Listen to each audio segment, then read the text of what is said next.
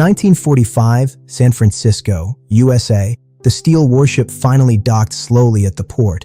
Everyone was eagerly awaiting the return of their loved ones. Among them, Paul could not stop looking for his wife, Betty. He hoped to see his beloved person as soon as possible. However, in the heavy rain, his wife did not come. Relying on his memories, Paul returned to his long-lost home. After 4 years, Paul, who survived in the midst of war, found his greatest motivation was to share his daily feelings through letters with his wife. However, when his wife saw Paul, her surprise was greater than her joy. Paul even discovered that his letters to his wife were almost never opened by her. She said she only needed to know that Paul was still alive. The letters were not important to her. After one night, Betty still hoped that Paul could return to his old job, continuing to sell in the chocolate shop. But the current Paul was no longer that naive boy. He had his own thoughts. He wanted to truly contemplate his path after the war. So on that quiet morning, Paul set off. On the train heading east, Paul met a clumsy girl. The swaying carriage allowed the two to have their first close contact. Unexpectedly, the girl, who was carsick, vomited all over Paul. In her panic, she also took the wrong ticket from Paul. During a break, Paul dreamed of the battlefield filled with war. There was always an orphanage there, where children were dying everywhere. The sounds of fire and gunshots mixed with screams filled every dream of Paul. Due to the wrong ticket, Paul was forced to get off the train early. He took a bus to Sacramento. At this time, Paul discovered the girl he met on the train. In conversation, he found out the girl was now studying for her master's degree, and her family had a beautiful vineyard. After the girl realized she had taken the wrong ticket from Paul, she apologized to him. On the way, 2 men got on the bus and made lewd comments towards the girl. Paul intervened and taught them a lesson, but this fighting behavior got both of them kicked off the bus by the driver. Helpless, Paul could only walk along the road. Unexpectedly, not far away, in the middle of a small path, the girl was sitting alone on a suitcase, sobbing uncontrollably. It turned out the girl's name was Victoria. She was returning home not only for her family's annual harvest festival, but more so because she was pregnant, and the father was a professor who had abandoned her. Compared to the professor's ruthlessness, Victoria was more worried about her father's reaction, that traditional and stubborn landowner. If her father found out about her situation, he would definitely kick her out of the house.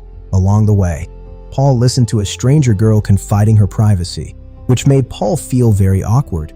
He said, "Perhaps, if I accompany you home, it might solve the problem. I can pretend to be your husband. We can stay one night and then leave." This absurd idea made Victoria feel deeply helpless. She believed that doing so was futile, expressing that no one could help her. Walking along the way, Paul shared memories of his time as a soldier. He contemplated life and death, hoping to find a new direction in his new life. At that moment, Victoria felt that Paul was somewhat different, like the estate before her, beautiful and mysterious. This was Victoria's hometown. They called it the Clouds. Before entering, Paul took out his chocolate goods, put a ring for acting on Victoria. Suddenly, gunshots rang out. Paul hurriedly protected Victoria, calming her emotions, only to realize later that the other party was Victoria's father. As expected, the father showed complete hostility towards his daughter's husband. He did not acknowledge their wedding, which was unceremonious and without witnesses. Both mother and grandparents were genuinely happy for Victoria. Only the father remained relentless, still refusing to recognize Paul's identity. Upon learning that Paul was just a poor chocolate salesman, the grandfather welcomed Paul, even wanting to eat the chocolates in Paul's box. The family's inconsistency enraged the father. Even more incomprehensible to Victoria was why her father always spoke hurtfully, why he couldn't sincerely say a word of blessing. Both grandmother and mother understood that this old, stubborn man was not formed overnight. They told Victoria, "Now the blessing for your marriage needs to be fought for by you. If this is what you truly want, then there will be no problem. There will always be a day of success." The evening banquet was exceptionally lavish. Everyone was happy for Victoria, except for her sulking father, who not only denied Paul's background, but also mocked Paul's orphan status. "My daughter's family has a history of 400 years, and now she is to marry a hopeless orphan. It's truly ridiculous." For the first time, Victoria stood up to defend Paul. "Paul, knowing the awkwardness of staying any longer, stood up to leave early. Victoria was very worried that Paul would be hurt and angry by her father's harsh words. Unexpectedly, Paul expressed envy for everything that had just happened, because a family gathered around a dining table was almost the wish Paul had wanted to fulfill for 30 years. Victoria could not understand Paul's longing for family. Paul even never felt there was anything wrong with what her father said to him, because if it were him, he would react the same way. However, Victoria believed Paul was different, because she had an intuition, one that she had from their first meeting. Paul was not like others. On their wedding night, Victoria's mother vacated her bedroom and even handed over the bed passed down from her grandmother to the young couple. The ambiguous atmosphere left Paul and Victoria at a loss for words. Her father continued to chatter away. He had always disapproved of Paul. However, at his wife's insistence, Victoria's father finally compromised. Meanwhile, Victoria did not understand the meaning of Paul's trip. Paul blurted out, "You wouldn't understand until you're married." Paul knew he had said the wrong thing. He felt that Victoria could surely wait for someone better. Victoria retorted, "So would you marry a woman who is pregnant with someone else's child?"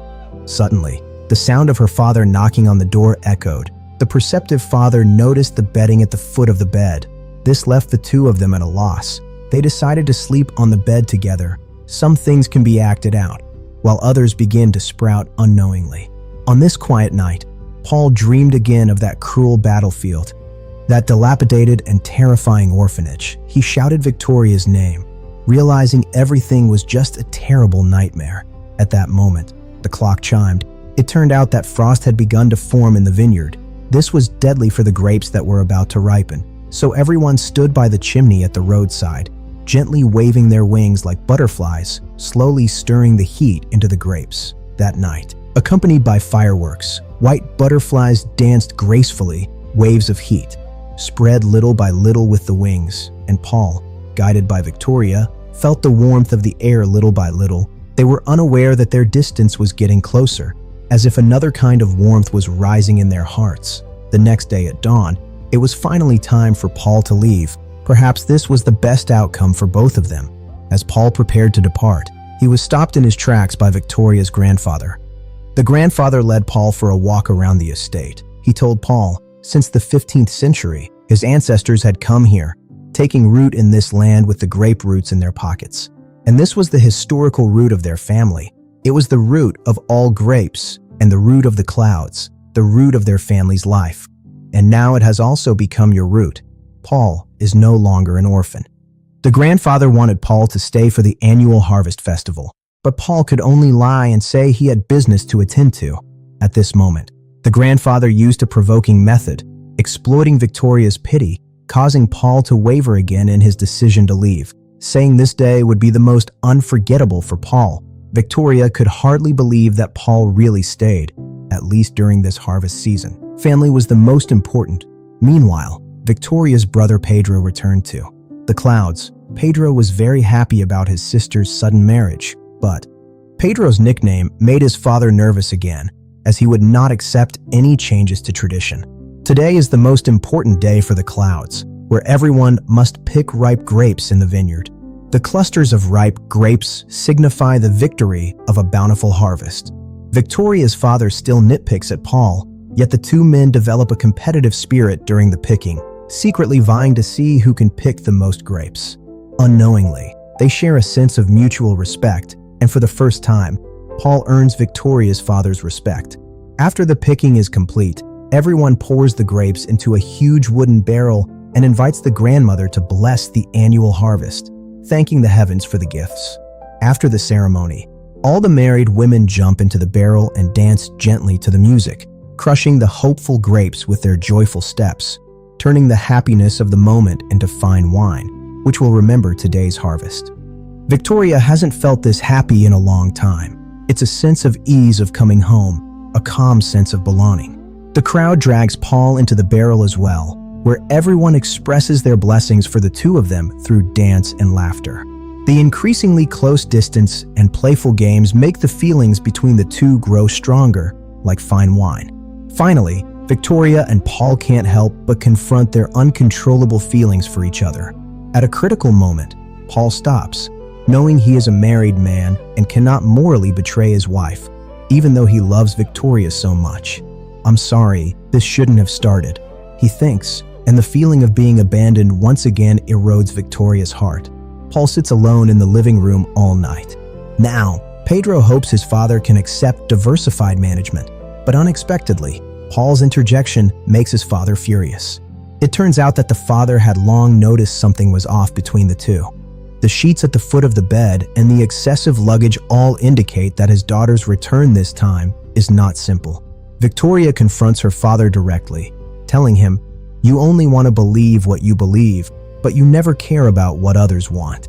Paul tries to mediate, saying that Victoria just needs her father's love now and asks him not to be ashamed to express it. As Paul sets off again, he doesn't expect that the one hindering him this time is his grandmother, who is doing his laundry. Seeing Victoria unwell, Paul instinctively wants to help, but Victoria helplessly says, "But what can this change? Tomorrow? The day after? You are a married man. You can't help me." Victoria's words leave Paul feeling both helpless and angry, and as he tries to catch up, he is once again questioned by her father. This time, Paul bluntly said, "It is Victoria's father who cannot accept his daughter, cannot accept the love she has for him, and I would rather dedicate myself to this love. Is it so hard for you to say I love you?" However, the father's thoughts were very different, as his way of loving was simple, working tirelessly throughout the year, using his hands to support the family. This was the greatest love.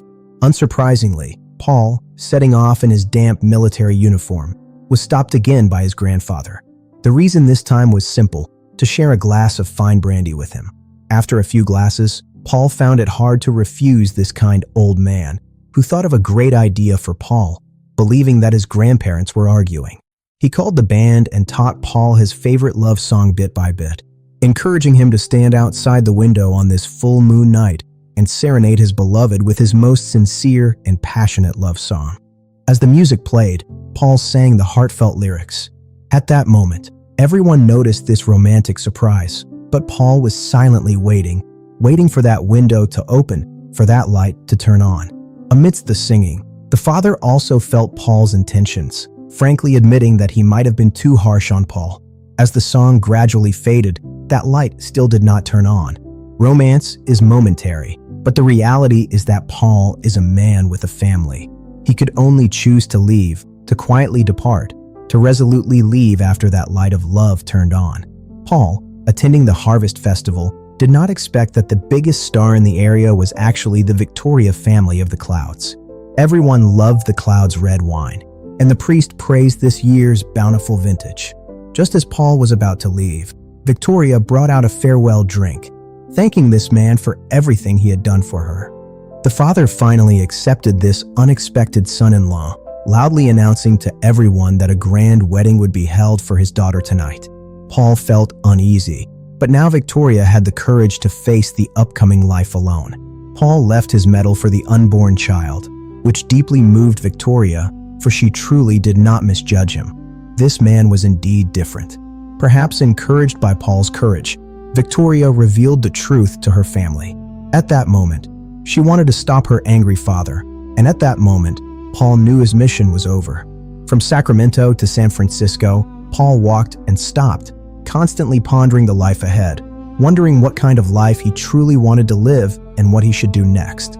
Yet every time in his dreams, he still faced those haunting nightmares, and this time, he saw Victoria and the child he had yet to meet. When he opened the door to his home, Paul never expected that, along with the envelope being torn open, was his heavy heart.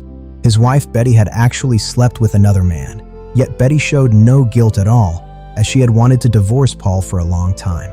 After all, their marriage was just a temporary whim. Paul wanted to express his thoughts throughout this journey, but Betty simply silenced him with a divorce application. It turned out that those who don't understand really don't understand, and sometimes those who are meant to be protected are not worth it. The moment he stepped out of the apartment, Paul felt a sudden sense of relief upon facing his ex-wife's greeting, as he finally knew what he wanted. From San Francisco to the Clouds, Paul was almost eager to return home. When he arrived at the valley again, Victoria's father had been drinking heavily all day. Seeing the husband of his deceived daughter, The father didn't believe Paul's divorce at all and angrily argued with him. Unexpectedly, the oil lamp in his hand accidentally fell into the dry vineyard, and in an instant, flames shot up to the sky, spreading rapidly throughout the orchard, despite Paul and Victoria's desperate attempts to save it. Everything was beyond their control. Fortunately, at a critical moment, Paul recklessly saved his brother Pedro, which ultimately meant the disaster only burned down the orchard. The fire raged all night, and now the ground was scorched everywhere. The green vines, symbolizing harvest, had long turned to ashes. The clouds were gone, and the roots that Victoria's family took pride in were also gone. The most precious thing to her father was reduced to ashes in just one night. It turns out I have never understood love. Can you teach me, daughter? The grandfather told Paul that their family's roots were gone. The word roots instantly reminded Paul of the places his grandfather had once led him to. In the midst of the scorched heat, Paul used all his strength to pull out the last root. He presented it to Victoria's father, asking if these roots still had life. Upon careful observation, it turned out that the internal roots of the grapevines had not been burned by the fire. They still retained life. Since there was life, there was hope. They could, like their ancestors, use the roots to rebuild the clouds. At that moment, the father finally acknowledged Paul, recognized him as part of the family, and accepted that he was Victoria's legitimate husband. He urged him to nurture the roots again and spread them throughout the clouds. Paul expressed that he didn't know what to do, but the family happily said, "It's okay. Your wife Victoria, we will all help you." Paul, please remember, this beautiful the clouds will always be your home. The story ends here.